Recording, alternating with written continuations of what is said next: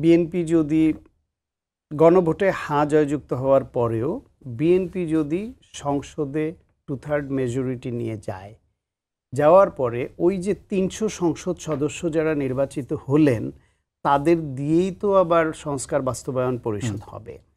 গণভোটে হাঁ হওয়া মানেই এটা সঙ্গে সঙ্গে আইনে পরিণত হবে, এটাই যদি বিষয় হতো তাহলে সংস্কার বাস্তবায়ন পরিষদ করে সেটাকে 180 কার্যদিবস দিয়ে তারপর বাস্তবায়ন করার যে নির্দেশনা এটা থাকতো না। তার মানে হচ্ছে এটা নিয়ে জাতীয় সংসদে এবং ওই যে বাস্তবায়ন পরিষদ ওই সংসদ সদস্য দ্বারা গঠিত হবে, সেখানে ব্যাপক আলোচনা, পর্যবেক্ষণ, বিচার বিশ্লেষণ হবে। হওয়ার পরে সেইখানের সর্বসম্মতিক্রমে বা মেজরিটির রায়ে একটা সিদ্ধান্ত গৃহীত হবে।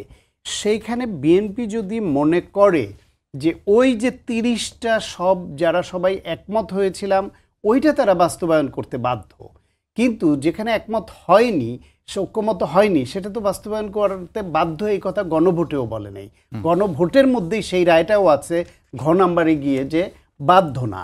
এখন সেই বিবেচনা করে তারা যদি মনে করে রাজনীতি তাদের ফেভার আনতে পারে, জনগণ যদি এটা গ্রহণ করে তাহলে সেটা করবে, না হলে যেটা বললো এই ঝুঁকি তো থাকবেই যে মানুষের পালস যদি হয় উচ্চকক্ষে পিয়ারের দিকে, যারা উচ্চকক্ষে পিয়ার চায় তারা যদি জনগণকে যথেষ্ট পরিমাণে কনভিন্স করতে পারে, বোঝাতে পারে যে উচ্চকক্ষে পিয়ারটা কেন গণতন্ত্র টেকসই করবার জন্য বা এই দেশে এই স্বৈরতন্ত্র বেড়ে ওঠার রোধ করবার জন্য কেন দরকার, সেটা যদি তারা জনগণকে যথেষ্ট পরিমাণে এই বিষয়ে কনভিন্স করতে পারে, বোঝাতে পারে, তাহলে জনগণ থেকে দাবি উঠবে যখন, নিশ্চয়ই বিএনপি তখন ভাববে যে হ্যাঁ আমরা একমত ছিলাম না, কিন্তু এটা করলে তাদের রাজনৈতিক ক্ষতি হতে পারে। বাংলাদেশে কিন্তু ভবিষ্যতে নির্বাচন ব্যবস্থার বিষয়ে কিন্তু সবাই একমত যে এটা তত্ত্বাবধায়ক সরকারের অধীনে হবে।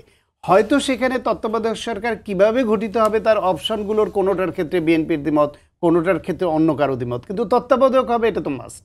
তত্ত্বাবধায়ক সরকার যদি হয় তখন কিন্তু মানুষের কাছে ভোটের ক্ষমতাটা তার হাতে চলে গেল। সুতরাং বিএনপির নিয়ে যত অবিশ্বাস এখন করছে অনেকে, কিংবা বিএনপি এখনও যে ভাষায় বা যে কথাটা বলছে 2-4 বছর পরেও যে এটাই তাদের থাকবে এই ভাবনা এমন নাও হতে পারে। যেখানে তারা হ্যাঁ বলেছে তারা অনেকটা বাস্তবতার নিরিখে চিন্তা করে না হতে পারে, যেখানে না বলছে সেখানে হ্যাঁ হতে পারে। এটা সবই ডিপেন্ড করবে ওই সময়ের রাজনৈতিক পরিস্থিতি, আন্ডারস্ট্যান্ডিং, এই দলের পলিটিক্যাল স্ট্রেংথ, মাঠে তার অবস্থান, সবকিছু বিবেচনা করে।